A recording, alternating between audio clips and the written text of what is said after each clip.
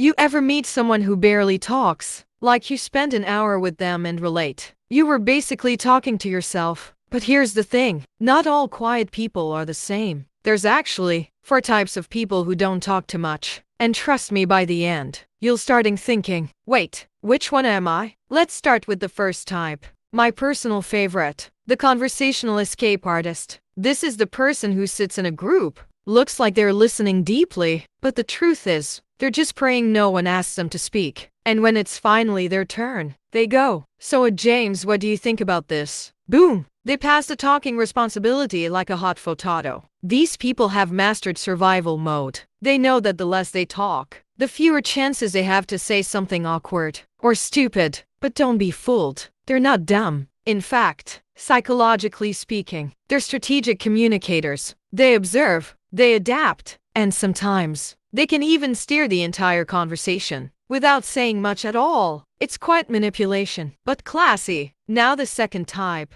the value speaker. This person doesn't waste words on random topics like, what's your favorite pizza topping? No, they only talk when the conversation means something. You'll never hear them gossip, but start a deep talk about the universe, human behavior, or some wired conspiracy. Suddenly they're a TED Talk speaker. Psychologically, this type values mental energy. They don't talk just to talk. They talk to connect, to learn, or to teach. They believe that words have power, so they use them wisely. If you hear them talking a lot, it's because the topic touched their brain or their soul. Now the third type, the lone thinker.